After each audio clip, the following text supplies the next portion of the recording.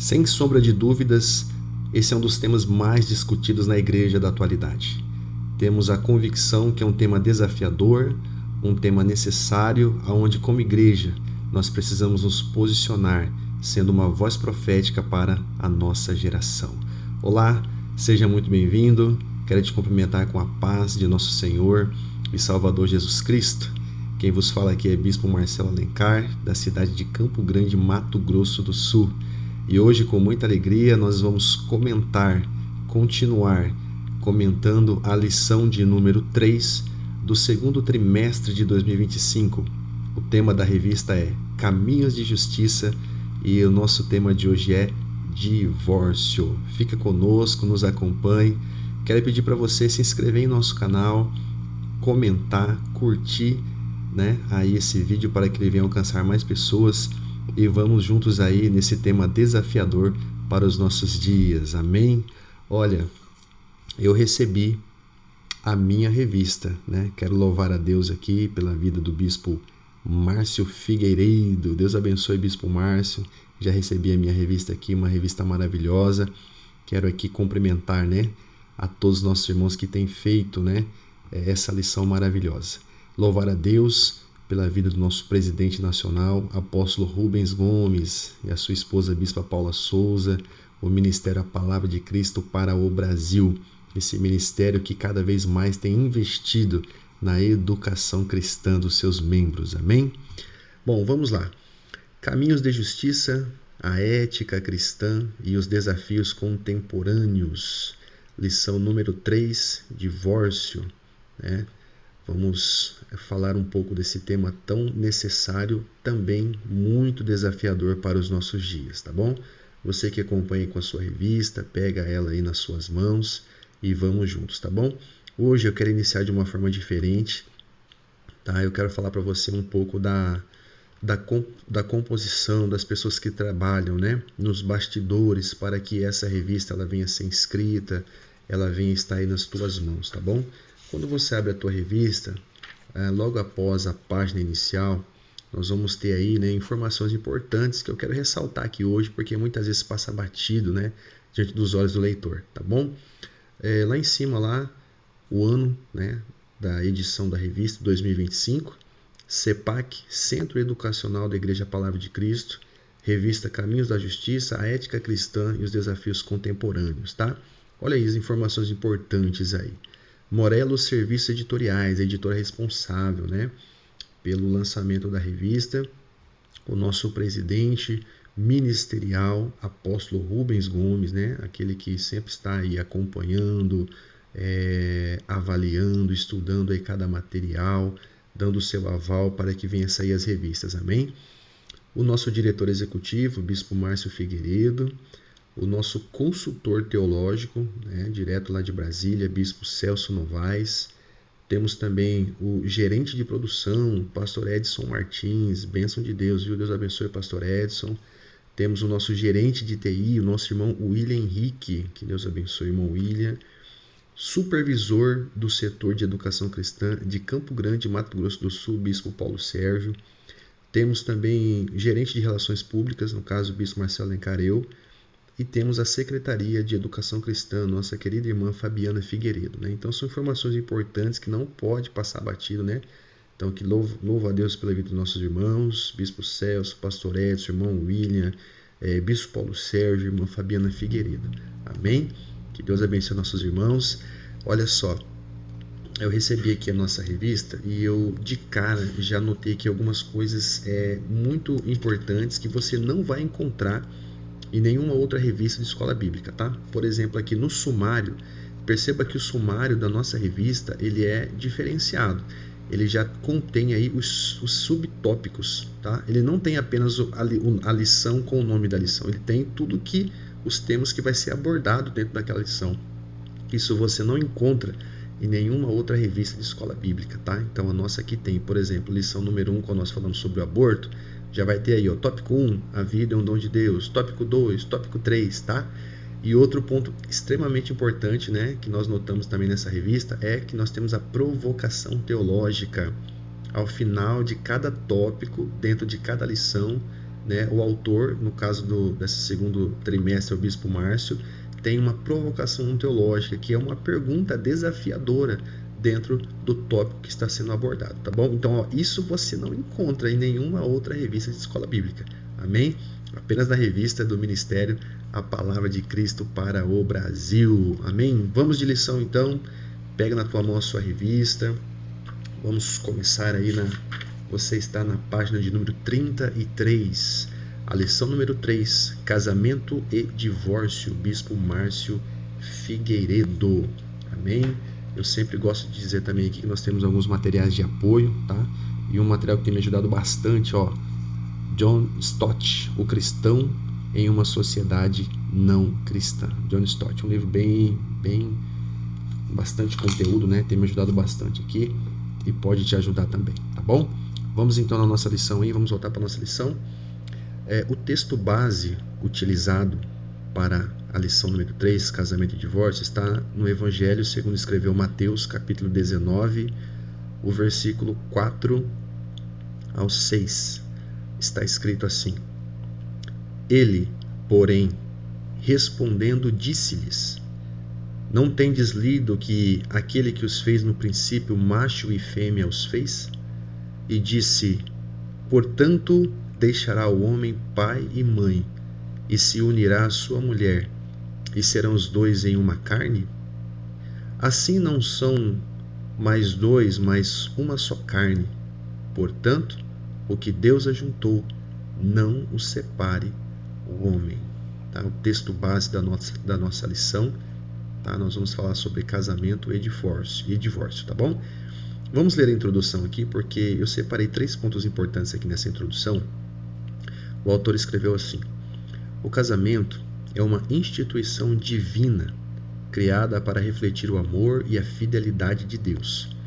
No entanto, em vários lugares, o divórcio se tornou algo comum. Esse fato levanta desafios sobre o compromisso, perdão e restauração. A Bíblia apresenta princípios claros sobre a aliança matrimonial, a seriedade do casamento e as circunstâncias em que o divórcio pode ocorrer. Como podemos cultivar relacionamentos duradouros à luz das Escrituras? E qual deve ser a resposta cristã para aqueles que enfrentam dificuldades no casamento? Então aí o autor nos trouxe uma introdução já bastante desafiadora, né? Mas o que eu quero ressaltar com você aqui é que ele começa dizendo, por exemplo, que o casamento ele é uma instituição divina criada para refletir o amor e a fidelidade de Deus. Então aqui de cara ele já vem nos lembrar que o casamento ele não é uma instituição criada pelo homem, tá? Não foi o homem que projetou, não foi invenção humana, tá? Mas foi invenção divina, foi o próprio Deus, né, que instituiu o casamento. Há um propósito de Deus a unir homem e mulher em casamento. Tá? Então a primeira verdade aqui é que o casamento não é uma instituição, apesar de ser composto por homem e mulher, o casamento é uma instituição divina. Então aqui o autor já vem nos trazer essa verdade muito clara, tá? E aí ele vai dizer o seguinte, que o casamento se tornou algo comum. Isso aqui também é uma verdade. Por quê? Porque se nós olharmos para o mundo hoje, a sociedade a qual nós vivemos, existe um projeto de desconstrução da família. E esse projeto de desconstrução da família, qual o mundo, essa sociedade caída, corrompida, tem pressionado cada dia mais, começa com a banalização do casamento. Começa com a banalização do casamento. Então hoje você abre redes sociais, né, filmes, novelas, séries, banalizando essa instituição criada por Deus que é o casamento.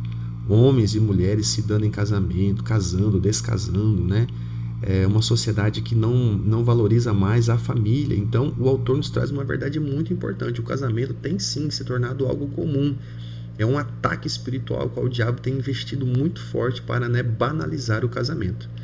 E aí ele vai dizer, esse fato levanta desafios sobre o compromisso de perdão e de restauração. Nós vamos falar sobre isso. E lá embaixo ele diz assim: como podemos cultivar relacionamentos duradouros à luz das Escrituras? Qual deve ser a resposta cristã? Qual deve ser a resposta cristã da igreja?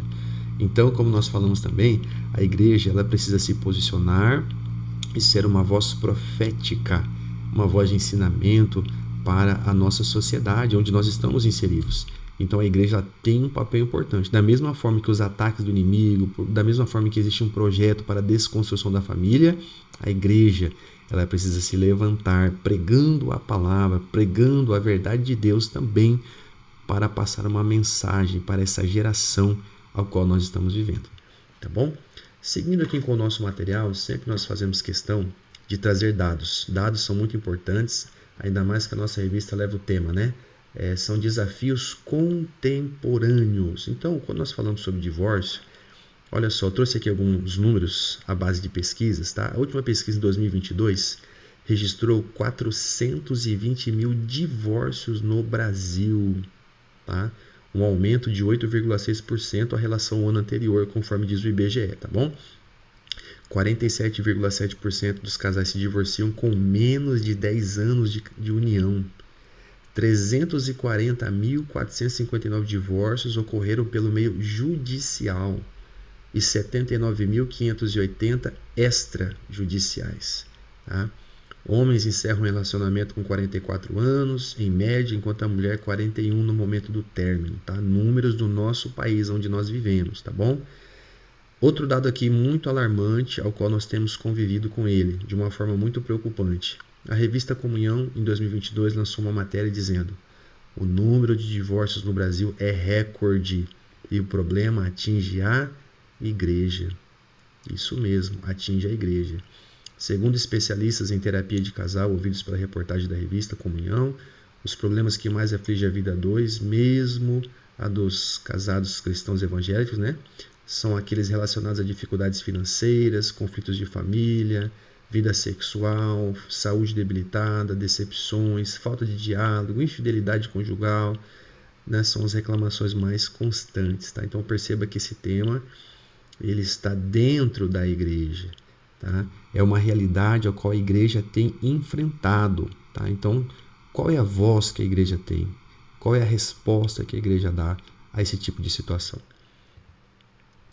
Tá, então aqui nós vamos, diante desses números aqui, nós vamos perceber que é um tema desafiador. Por quê? Porque ele está dentro da igreja. Né? Pessoas que ouvem a palavra de Deus todos os dias, todas as semanas, estão passando por situações como essa. Tá bom? Então nós vamos, à luz da palavra de Deus, trazer um comentário acerca desse material. Tá bom? Então vamos lá. O tópico número 1. O plano de Deus para o casamento. Estudo de Gênesis, capítulo 2, 24, e Mateus, capítulo 19, do versículo 4 ao versículo 6, sobre a união conjugal. O casamento, conforme descrito nas Escrituras, é uma instituição divina que reflete o propósito original de Deus para a humanidade. Em Gênesis 2, 24, lemos, abre aspas, por essa razão, o homem deixará pai e mãe e se unirá à sua mulher, e eles se tornarão uma só carne. Esse versículo estabelece a base para a união conjugal, destacando 3 princípios fundamentais. Então aqui o autor, baseado no texto de Gênesis 2:24, ele vai fazer uma rápida exegese e vai trazer 3 pontos, 3 princípios fundamentais acerca do matrimônio, do casamento, quando o homem se une a sua esposa, tá? Então nós vamos acompanhar aqui, eu até trouxe para você compreender um pouco mais, uma exegese aqui um pouco mais detalhada. O texto começa dizendo, deixará o homem, o homem deixará. Então a palavra homem aqui, ela nos traz o quê? Um sentido de maturidade, no sentido assim de se homem, quando ele vai tomar uma decisão de casamento, de se unir a uma mulher, uma esposa, tirar ela do seu âmbito familiar, debaixo da vida dos seus pais, esse homem precisa estar com maturidade, né? Em que sentido? De já ter o quê? Uma base estruturada, né? De ter uma vida já planejada, pré-planejada para se casar, porque muitas vezes nós vemos homens cada vez mais novos se lançando em aventuras. Não planejou o casamento, principalmente o planejamento financeiro, que é muito importante. Tá? Então começa muitas vezes totalmente despreparados. Então aqui o texto, quando ele fala homem, então é esse sentido de ter maturidade. Tá? Maturidade. Aí ele cita uma palavra importante aí, deixará. A palavra deixará expressa mudança. O hebraico yazab, partir, soltar, uma ação de desapego. Então, esse homem e essa mulher deixam suas famílias para constituir uma nova família.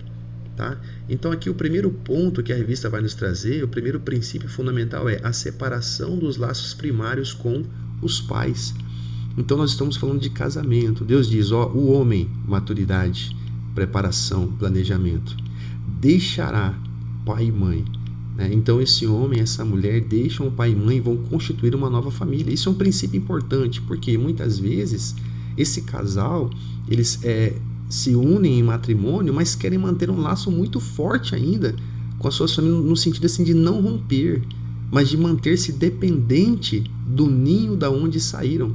E isso é extremamente perigoso, porque Deus uniu eles para eles deixarem esse ninho, romper esse laço e constituírem uma nova família. Então isso é muito importante. Tá? O segundo ponto, o autor diz assim, a formação de um novo vínculo exclusivo entre marido e mulher. Então é um novo vínculo. É um novo vínculo. Então eles vão se unir. Né? A palavra unir no hebraico, dabak, é juntar, apegar, permanecer como. Então agora esse casal, né, que planejou, que rompeu esse laço com o ninho, que rompeu esse laço familiar, agora constituindo uma nova família em unidade, juntos, chamados para permanecerem juntos, vão escrever agora uma nova história. Então muitas vezes o casal, ele se casa, se une em matrimônio, mas não quer romper os laços. Nós não estamos dizendo que o casal tem que morar longe dos pais, em outra cidade, não, mas muitas vezes o casal, né, se une em matrimônio, mas faz um planejamento baseado ainda na necessidade, na dependência dos pais, e isso é errado. E até mesmo os pais, né, que se sujeitam a isso também está errado. O pai, a mãe, eles podem dar uma ajuda financeira, qualquer outro tipo de ajuda, mas manter um laço de dependência vai fazer com que esse novo casal não se prepare e não comece da maneira correta essa nova vida, essa nova história. Tá? Outro princípio que o autor vai nos trazer é a profundidade dessa união, representada pelo conceito de uma só carne. Né? Uma só carne. Isso é extremamente importante. Então agora eles não são mais dois, agora eles são um. O comentarista F.F. Bruce diz, ele destaca que a união entre homem e mulher é uma instituição natural criada por Deus. Ele argumenta que a frase uma só carne se refere à união física e emocional entre os dois, e que essa união é a base para a família e a sociedade. Eu vou mudar um pouco essa frase e vou dizer que essa expressão uma só carne se refere a uma união física, emocional e espiritual. Física, emocional e espiritual. Então, uma só carne. Então, agora, esse casal, eles são um. Isso representado nesse conceito de uma só carne, tá? Aí o autor continua dizendo assim, essa passagem revela o desígnio de Deus para o casamento e o propósito de uma comunhão íntima e permanente. Olha só a palavra no hebraico, dabak, permanente. No Novo Testamento, Jesus afirma esse propósito ao citar Gênesis em Mateus 19, 4, 6. Então aqui, no Novo Testamento, Jesus ele vai afirmar esse propósito, ele vai reafirmar esse propósito quando ele vai citar o Antigo Testamento. Então Jesus, ao responder aos fariseus, ele vai citar o texto de Gênesis. Aí Jesus diz assim aos fariseus, que questionaram ele sobre o divórcio. Jesus responde, vocês não leram que no princípio o Criador os fez homem e mulher? E disse, por essa razão, o homem deixará pai e mãe e se unirá à sua mulher, e os dois se tornarão uma só carne?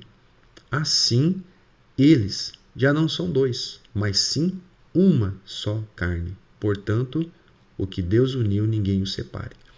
Esse contexto aqui é interessante, né, porque Jesus aqui ele é provado. ele é testado. Os fariseus aqui, eles tentam colocar uma pegadinha, na verdade, em Jesus, né? O texto de Marcos, capítulo 10, o versículo 2, Marcos vai dizer que a intenção da pergunta aqui era colocar Jesus à prova. Por quê? Porque naquele contexto ali, onde Jesus estava inserido principalmente, havia dois grupos de fariseus. Eles eram rivais e eram separados por interpretações diferentes das palavras do Antigo Testamento. Para você ter uma noção, o texto que separavam eles era o texto de Deuteronômio, capítulo 24, do versículo 1 ao 4, onde diz assim, só o versículo 1. Se um homem casar-se com uma mulher e depois não a quiser mais, por encontrar nela algo que ele reprova, então o que reprova? Né? Então havia dois grupos, né, de fariseus. O primeiro, o grupo, né, de um judeu chamado Shammai. E Shammai, ele interpretava, né, esse texto, eu vou até ler para você aqui, ele interpretava esse texto de uma forma que essa expressão, algo que ele reprova, era no sentido assim de algum pecado de pureza sexual, né? E o outro grupo, né, que era o grupo liderado por Hillel, ele interpretava isso como apenas uma condição de que o homem não gostou de alguma coisa que essa mulher fez, banalizando ainda mais o casamento. Então, quando os fariseus encontram Jesus ali, eles vão tentar pegar Jesus, né? E ainda mais que havia um contexto naquela época ali, onde Herodíade, né, ela se largou do seu esposo Felipe e foi casar com o rei, né, com o rei Herodes, né, Antipas, né? Então ali foi um divórcio ali muito mal visto pela sociedade. Havia então essas duas visões, né, Shammai e Hillel, e aí Jesus então ali é confrontado pelos fariseus, ou seja, os fariseus queriam que Jesus tomasse posição, né, ou um ou outro. Mas aí Jesus então ele cita o Antigo Testamento e ele termina trazendo uma afirmação, olha, o que Deus uniu, ninguém o separe. Tá? Aqui Jesus enfatiza que o casamento ele é uma instituição sagrada, ordenada por Deus e, portanto, deve ser protegida e valorizada. Jesus também rejeita a ideia de que o casamento pode ser tratado como um contrato casual, assim como, né, os fariseus de Hillel acreditavam. Se o homem não gostou da janta, não gostou da roupa do jeito que passou, ele poderia abandonar e dar uma carta de repúdio para aquela mulher. Então, Jesus, né, ele também não vai para esse lado. Ele vai dizer que a natureza do casamento ela é irrevogável, ela é santa. O plano de Deus para o casamento não se limita a uma união física, mas abrange todos os aspectos da vida conjugal. É uma relação de amor sacrificial, compromisso mútuo e parceria. Essa concepção é reforçada em Efésios 5, do versículo 25 ao 33, onde Paulo compara o amor do marido pela esposa ao amor de Cristo pela igreja. Esse padrão eleva o casamento a um nível espiritual, onde o relacionamento conjugal reflete o relacionamento entre Cristo e os crentes. Tá? Isso exige dos cônjuges um compromisso de fidelidade, respeito e submissão recíproca, em contraste com as visões egoístas ou superficiais frequentemente promovidas pela sociedade. Então aqui Cristo, quando ele é confrontado, colocado à prova para assumir um lado ou um outro ali, daquelas interpretações, Cristo primeiro ele volta e diz, olha, antes de falar sobre divórcio, eu vou falar sobre o que é o casamento, né? Aí ele fala, né, deixará o homem, o pai e mãe, se unirá à sua mulher, tal, e ele fala, ó, aquilo que Deus uniu, ninguém separe, o homem não separe. Então a resposta de Cristo, antes de falar sobre divórcio, ele fala sobre o que é o casamento, e ele vem falando, né, e sobre o casamento ser algo assim, uma união divina, né? que ele não se limita a apenas uma união física, né? Ele tem laços muito mais profundos, né? Então é importante na sala de aula você também passar uma exegese sobre Efésios 5, porque Paulo vai ensinar, né, que o amor do homem pela esposa, o marido pela mulher, é o de Cristo pela igreja. Então quando nós lemos o texto de Efésios 5, vamos elevar o padrão do casamento. Então, tanto Shammai como Hilei, os judeus fariseus lá, repudiar por algum pecado ainda que nós não sabemos compreender muito bem, ou vamos repudiar porque não gostou de algo que a mulher fez. Jesus falou, não, é muito mais profundo do que isso, tá? Portanto, o plano de Deus para o casamento é muito mais do que uma união legal, social, é uma aliança espiritual projetada para glorificar a Deus e proporcionar alegria mútua. Quero dizer algo para você aqui, proporcionar alegria mútua. Você já ouviu aquela frase assim, olha, eu vou casar porque eu quero ser feliz. Você concorda com isso? Eu concordo se você disser assim, eu vou me casar para fazer a minha esposa feliz. Aí eu creio que fica uma frase bem mais encaixada. Então, casamento é isso, é uma alegria mútua, é recíproco. Então, se você tem a intenção de se casar para fazer a tua noiva feliz, que será a tua futura esposa, e ela da mesma forma, aí sim, é um casamento bíblico, né? Em um mundo onde os valores matrimoniais estão frequentemente distorcidos, o ensino bíblico sobre o casamento é uma convocação para resgatarmos o propósito original dessa instituição. A igreja desempenha um papel essencial ao ensinar e apoiar casais para que vivam de acordo com esse modelo.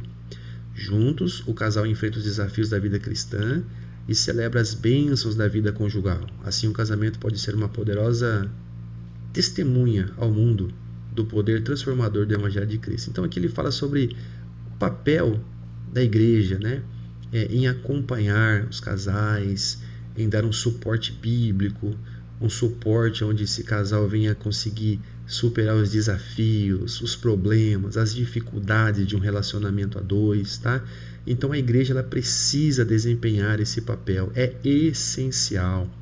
Então, dentro da congregação, quando você percebe uma dificuldade no casal, quando você percebe algo estranho, precisa haver um discipulado, precisa haver uma orientação bíblica, precisa haver um acompanhamento. Então é necessário, isso é papel da igreja fazer, né, esse acompanhamento. Aí juntos, né, o casal vai enfrentar os desafios da vida cristã e celebrar as bênçãos. Então é fácil? Não.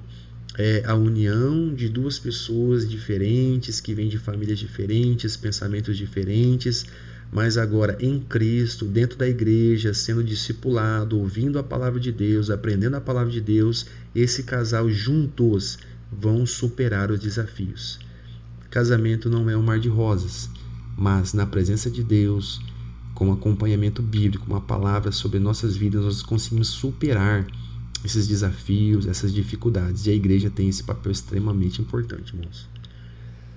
A provocação teológica do tópico 1 é: se o casamento é uma união sagrada e permanente, como a igreja pode ajudar os casais a vivenciarem essa aliança de forma prática em um mundo onde as noções de amor e compromisso estão cada vez mais distorcidas? Então é o que nós falamos aqui. A sociedade hoje tem um projeto, esse mundo caído tem um projeto de quê? De desconstruir a família. E esse projeto começa banalizando o quê? O casamento. Então cada vez mais haverá um investimento do mundo contra a família, contra o casamento, banalizando. Então como que a igreja, né, olhando para essa instituição divina, maravilhosa, abençoada por Deus, profunda, essa união entre homem e mulher, como que a igreja, né, como que a igreja pode ajudar esses casais? Então, são os projetos de acompanhamento, palestras, seminários, acompanhamentos, né? Então, é um desafio. Isso deve ser discutido em sala de aula, até entre os alunos e o professor aí na tua congregação, para que se de repente não tenha um projeto como esse, possa ser discutido em sala de aula e sim, com certeza, se criar, né, projetos que venham ajudar os casais. Amém? Tópico de número 2. Causas do divórcio. Reflexão sobre Mateus 19:9 e as implicações do divórcio, tá? Então o capítulo 2 aqui é um capítulo bem mais objetivo acerca do tema divórcio, tá? Ele vai começar dizendo que é um tema delicado e complexo, que ao longo da história tem gerado debates intensos, tanto na sociedade quanto na igreja. Lembra daqueles números que nós trouxemos, 2022? O número de divórcio tem aumentado e tem entrado dentro das igrejas. Então isso é muito debatido dentro da igreja. Em Mateus 19:8, Jesus afirma: Moisés, olha só, Jesus dizendo, dando uma resposta aos fariseus. Porque eles perguntam, mas Senhor, por que Moisés então autorizou, né, a carta de repúdio, o divórcio? Aí Jesus diz, Moisés, por causa da dureza dos vossos corações, vos permitiu repudiar vossas mulheres. Mas ao princípio não foi assim. Tá? Então Jesus dizendo, essa passagem deixa claro que o divórcio não fazia parte do plano original de Deus para o casamento, mas foi concedido devido à dureza do coração humano. Tá? Então perceba que não foi uma autorização, mas foi uma permissão diante de um pecado do homem. Tá? Então Jesus aqui ele é muito enfático por causa da dureza dos vossos corações. Isso não é uma autorização, mas foi uma permissão diante do pecado do homem. Tá? A imoralidade sexual é apresentada como uma exceção, demonstrando que em casos de quebra grave da aliança matrimonial, o divórcio pode ser uma medida legítima, embora ainda trágica. Aí ele vai fazer a citação, né? Eu vos digo, porém, que qualquer que repudiar a sua mulher, não sendo por causa de fornicação, e casar com outra, comete adultério. E o que casar com a repudiada também comete adultério. Tá? Então aqui o texto é muito claro, né? Qualquer que repudiar, não sendo pela única cláusula, né? Qual que era essa cláusula? A fornicação. A fornicação são pecados sexuais de qualquer tipo de maneira. Né? Então eu trouxe aqui uma citação de Hebreus 13:4, onde, quando nós olhamos para o casamento, para o matrimônio, o autor aos Hebreus diz: venerado seja entre todos o matrimônio, e o leito, seja sem mácula. Porém, aos fornicadores e aos adúlteros, Deus julgará. Então, aqui o texto aos Hebreus nos mostra o quê? A santidade do casamento. E quando essa santidade é quebrada, aí sim há legitimidade para o divórcio. Somente dessa forma, somente por causa desta cláusula, dessa exceção. Olha o que o autor vai nos dizer. A imoralidade sexual, traduzida do termo grego porneia, abrange uma ampla gama de comportamentos sexuais ilícitos que violam a santidade do casamento. Qual que é a santidade do casamento? Olha o que nós lemos em Hebreus, um leito sem mácula. Tá? Quando ocorre essa traição, o vínculo de confiança é rompido, causando feridas profundas e difíceis de curar. Ponto. Mas olha o que o autor nos diz. Ainda assim, é importante notar que o ensino de Jesus não promove o divórcio como uma solução ideal. Pelo contrário, o Evangelho sempre aponta para a reconciliação, perdão, restauração como respostas preferenciais. O divórcio pode ser visto como o último recurso e não como a escolha primária e automática. Então, o que Jesus diz, olha, apenas nesse caso há legitimidade, porque o leito sem mácula foi comprometido. Mas você lembra que Jesus falou? Aquilo que Deus uniu, o homem não separe. Então, diante dessa verdade bíblica, a palavra de Cristo, o divórcio ele não é uma obrigação, não é uma porta aberta que a pessoa pode fazer a qualquer momento, de qualquer forma, não. Sempre Cristo fala sobre a questão da restauração, através do perdão, através da reconciliação, tá bom? Por mais que haja legitimidade nesta situação, Cristo ainda sempre prega reconciliação ou perdão para que haja restauração, tá bom? O divórcio, ele é nessa cláusula um último recurso legítimo, porém não é uma obrigatoriedade, tá? Então sempre Cristo pregando sobre a reconciliação ou perdão, tá bom? Além da imoralidade sexual, outras causas do divórcio incluem conflitos financeiros, incompatibilidade emocional, problemas de comunicação. No entanto, por mais desafiadoras que sejam, a Bíblia não considera essas questões como justificativa legítima para o término do casamento. Isso não significa que a Bíblia ignora o sofrimento do cônjuge. Pelo contrário, ela apresenta soluções conforme a necessidade de cada problema. Então aqui ele está falando sobre o nosso contexto atual. Então o contexto atual hoje é não apenas imoralidade sexual, existem inúmeras outras razões que têm alavancado o número de divórcios, principalmente no Brasil. Eu trouxe um dado para você aqui, ó. Você sabia que os problemas financeiros estão no topo da lista de motivos de divórcio? Olha só que interessante. Então, hoje em dia, as pessoas, teve um problema financeiro, um problema emocional, uma incompatibilidade, vamos separar. Vamos partir para cada um para o seu lado, né? Vamos cada um viver a sua vida. Isso não é legítimo diante de Deus. Diante de Deus, a única legitimidade para tal é, né, a imoralidade sexual, tá? Que são várias situações ilícitas, sexualmente ilícitas, né? São várias que dá essa legitimidade. Fora isso, diante de Deus, o divórcio ele é considerado, né, uma transgressão à lei, errar o alvo, pecar. Problema financeiro, incompatibilidade, não sei o que. Não, irmão. Diante de Deus é pecado. Errar o alvo é transgressão da lei. É por isso que aquela permissão lá de Moisés, Jesus explicou aquilo lá, Deus permitiu por causa da dureza do coração do homem, ou seja, do pecado do homem. Tá? Então, isso é muito importante. Tá? Por exemplo, aí ele vai trazer um texto aqui de Paulo, quando Paulo fala sobre o abandono, né? Muitas vezes a pessoa ali é cristã, o homem ou a mulher, e é casado com uma pessoa que não é cristão. Então Paulo tratou desse assunto. Em Coríntios 7,15, 1 Coríntios 7,15, o apóstolo reconhece que em casos de deserção por parte de um cônjuge incrédulo, olha aí, cônjuge incrédulo, o cristão não está mais vinculado à aliança matrimonial. Vale destacar que as implicações do divórcio vão além do casal, né? Então, quando ocorre um divórcio, afeta toda a família, filho, a comunidade ao redor, né? A parentela. Então, o divórcio, na maioria das vezes, deixa marcas emocionais, espirituais profundas, criando um legado de dor que pode se estender por gerações. Tá? Então, aqui Paulo trata esse assunto. A deserção, o abandono. Então, infelizmente, isso acontece. Quando isso acontece, esse abandono acontece, a legitimidade. Tá? Aí está o texto em 1 Coríntios 7,15. Mas, se o descrente se apartar, aparte-se. Ou seja, é legítimo. Você foi abandonado. Você foi, foi deixado para trás. Tá bom?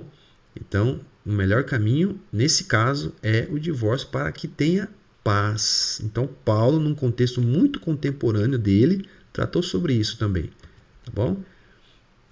Além disso, há implicações espirituais, como a violação do propósito divino para o casamento e o impacto no testemunho cristão.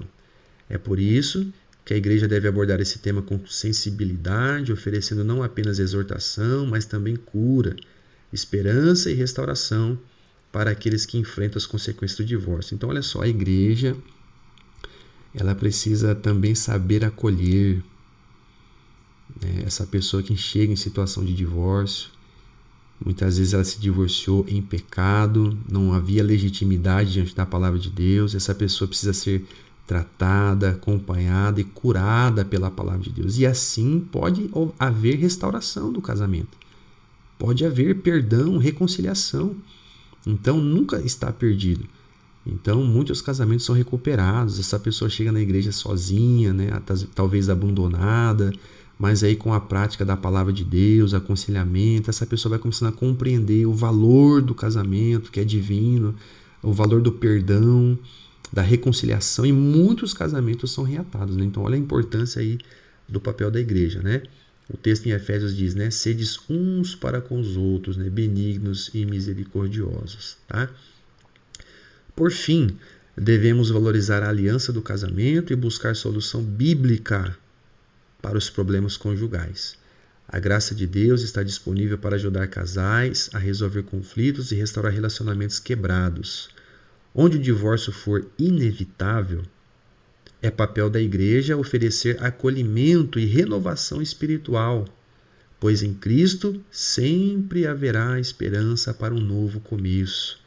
Deus valoriza tanto a santidade do casamento quanto a redenção e o cuidado por aqueles que sofrem em meio às suas dificuldades. Tá? Então, a igreja ela vai receber pessoas que de uma forma legítima ou ilegítima chegaram na igreja divorciados, separados, sozinhos, e a igreja vai promover, vai trazer essa palavra profética, né? Primeiro de cuidar, de restaurar, de pregar a verdade, né? E fazer com que essa pessoa se restaure.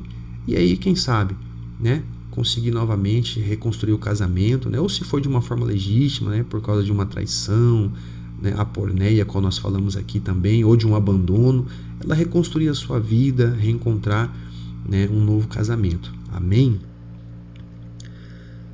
E aí eu trouxe aqui um acréscimo, né? Eu trouxe aqui, na verdade, um acréscimo a esse tema, porque muitas vezes a pessoa na igreja vai perguntar, principalmente a mulher, né?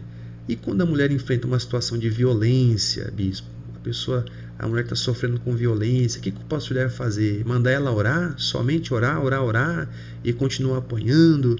E o perigo do feminicídio, como nós estamos vendo no dia de hoje? Então eu quis trazer um acréscimo aqui nessa aula, né, e dizer para você que, embora a violência não seja explicitamente mencionada como motivo para o divórcio, igual nós lemos lá da porneia, pode ser considerada uma forma de abandono ou de abuso, o que pode justificar sim uma separação. Uma quebra de princípio, pois Deus primeiro traz a valorização da vida. Antes de criar o casamento, Deus nos deu vida. Então Deus, antes de instituir o casamento, ele fez o quê? Gerou vida. Deus sempre valorizou o quê? A vida, né?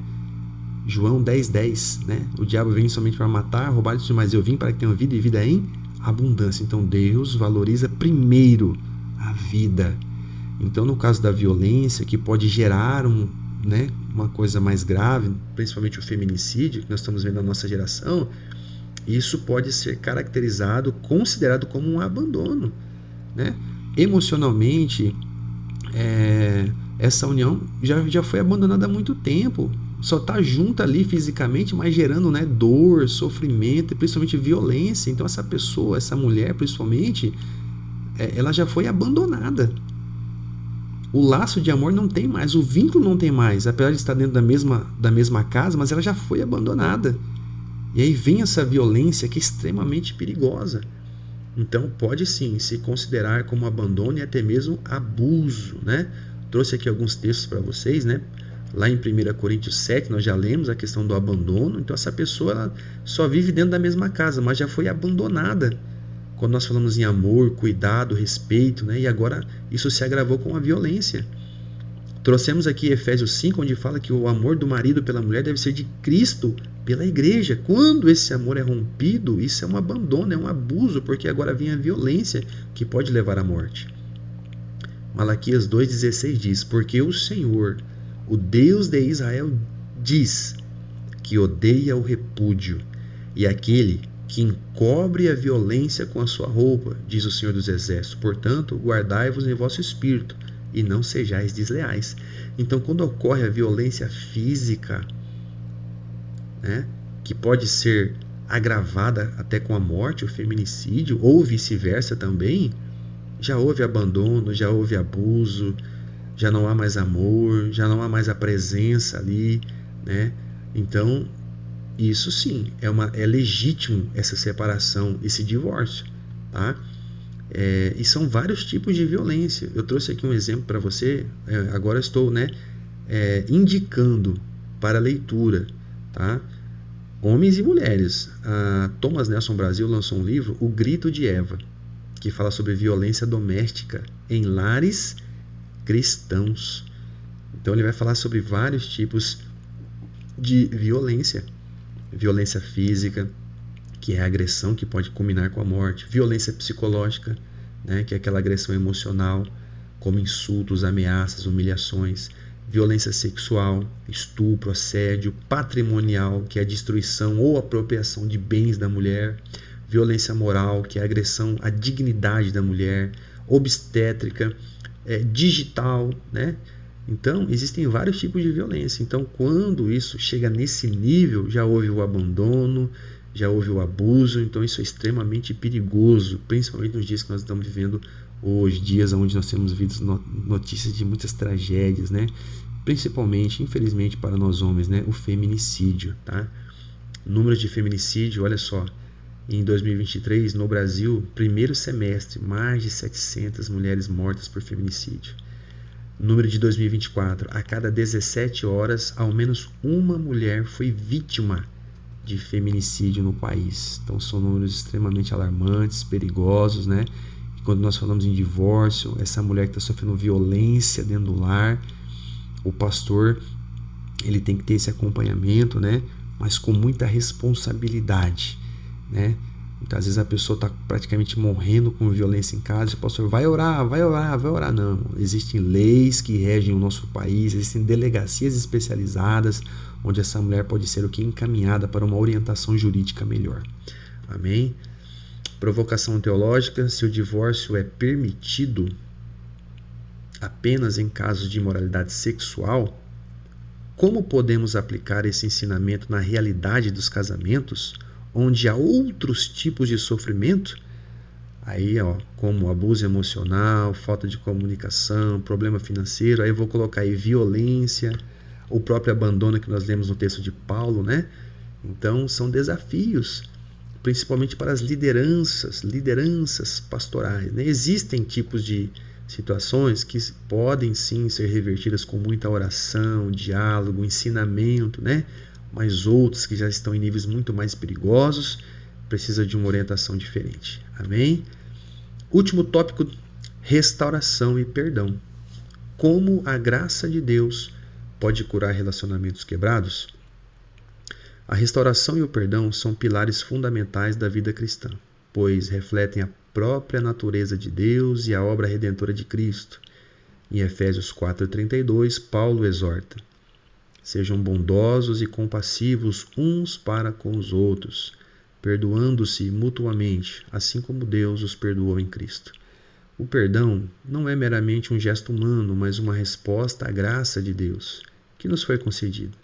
No contexto do relacionamento quebrado, como um casamento que enfrenta dificuldade ou mesmo divórcio, o perdão pode ser o início de um processo de cura e restauração. Irmão, eu aprendi, né, ao longo desses meus 20 anos de casamento, que o perdão ele é extremamente necessário de uma forma diária, e de ambos os lados. Por quê? Primeiro, somos falhos, pecadores, e quando nós falamos em feridas, em machucados, as pessoas que mais nos decepcionam e as pessoas que nós mais machucamos, quem é?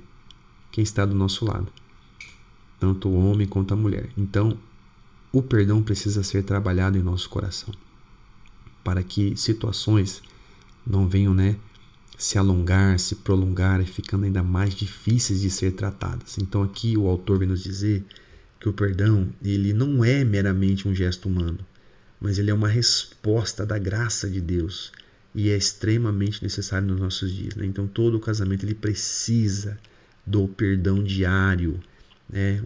Uma fala errada que você dá, um gesto errado, uma falta de comprometimento que foi falha da tua parte. Então a pessoa precisa te perdoar e você também precisa perdoar para que esse casamento venha a ter longevidade, tá? O perdão, contudo, não significa ignorar a gravidade do pecado ou negar a dor causada. Quem perdoa reconhece a ofensa recebida, mas opta por não permitir que essa ofensa determine o seu futuro, né?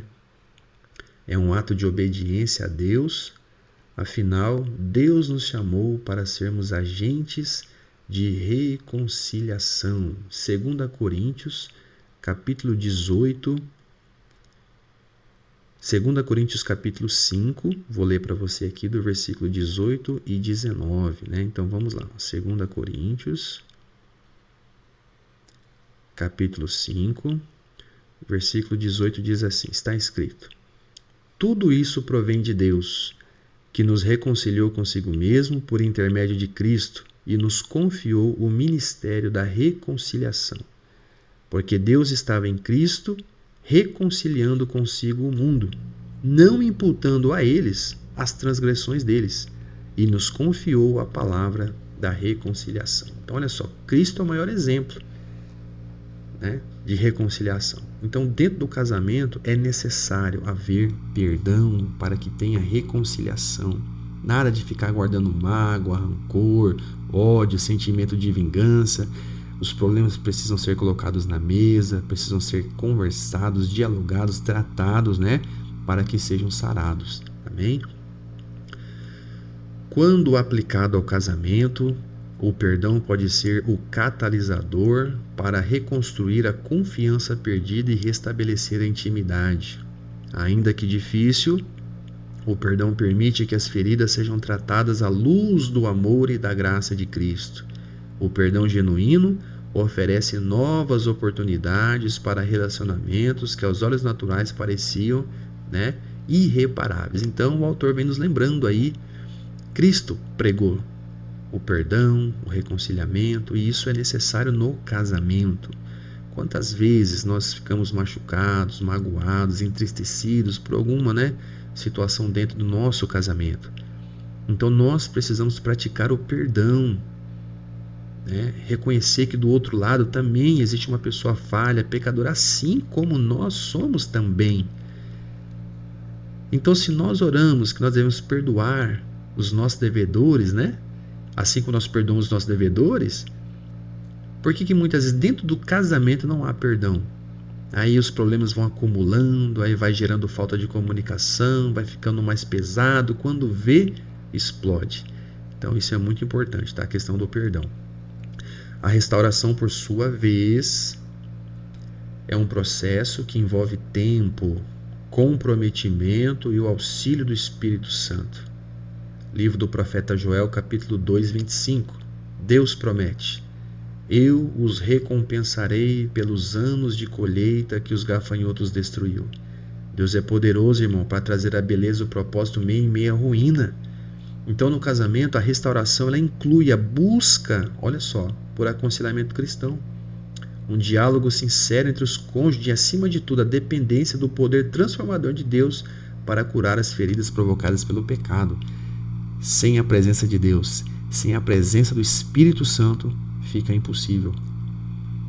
Casamentos restaurados, curados somente na presença de Deus, a presença do Espírito Santo, no dia a dia do casal ali, conversando, se comunicando, colocando os problemas na mesa, resolvendo, encontrando caminhos juntos. Agora o casal ele é uma só carne. Então, juntos, eles vão conseguir resolver os problemas. Amém? Além disso, o perdão e a restauração são testemunhos poderosos para o mundo. A nossa cultura promove desistência e não a luta pela restauração. Quando demonstramos que a graça de Deus é capaz de superar mágoa, traição, desentendimento, estamos refletindo o caráter de Cristo de maneira tangível.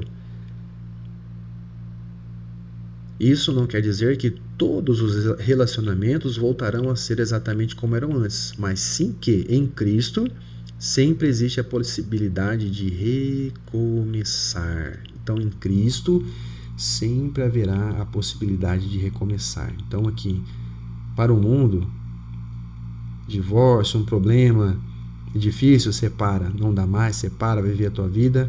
Na presença de Deus, não. A palavra diz que em Cristo encontramos reconciliação, perdão, restauração, e esse casamento pode voltar a ser o que era na presença do Senhor, tá bom? E aí, por fim, ele diz: é fundamental lembrar que a restauração e o perdão não se limitam apenas ao casal. A graça de Deus também alcança os filhos, familiares, comunidade que foram afetadas com aquele rompimento. Como igreja, é nosso papel proporcionar um ambiente de acolhimento, encorajamento, suporte para famílias que enfrentam seus desafios sob a orientação de Deus. Onde há arrependimento e submissão à Escritura, a graça de Deus pode transformar o que parecia perdido em um testemunho da sua fidelidade e do seu amor redentor. Então, primeiro ponto aqui. Primeiro ponto. Quando acontece essa restauração, né? Não é apenas o casamento que é restaurado. mas toda a família que está em volta, filhos, a comunidade a qual aquele casal está inserido. Deus, ele é glorificado por essa obra de reconciliação e restauração nesse casamento. É um testemunho tremendo diante da sociedade. Então, muitos casamentos têm sido restaurados quando esse casal decide, se firmar na presença do Senhor, submisso à palavra de Deus. Quando esse casal se submete à palavra de Deus, ele vive restauração. Então, para Deus, nada é impossível. Todas as vezes que um casal com dificuldade se submete à palavra de Deus, ele encontra reconciliação em Deus, tá bom? E a provocação teológica do tópico 3 é: a restauração de um casamento deve ser sempre buscada, ou há situações em que o perdão e a separação sem reconciliação são o melhor caminho a seguir? Então é um desafio aí para a classe, para o professor. Então deve ser analisado muito bem a raiz principal dessa separação, dessa tentativa de divórcio. A Bíblia nos ensinou que há legitimidade no quê? No caso de pecados sexuais, ilícitos ali, a porneia, como nós falamos. Paulo falou sobre o abandono, tá? O abandono pelo descrente. Então, ali nos mostra essa legitimidade, mas Cristo, o que Cristo nos ensinou, irmãos? O que Cristo nos ensinou?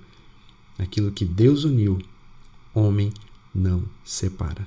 Essas permissões que veio através da palavra de Moisés, através da palavra de Paulo, é pela dureza do coração do homem, desse coração pecador do homem, mas não é uma obrigatoriedade.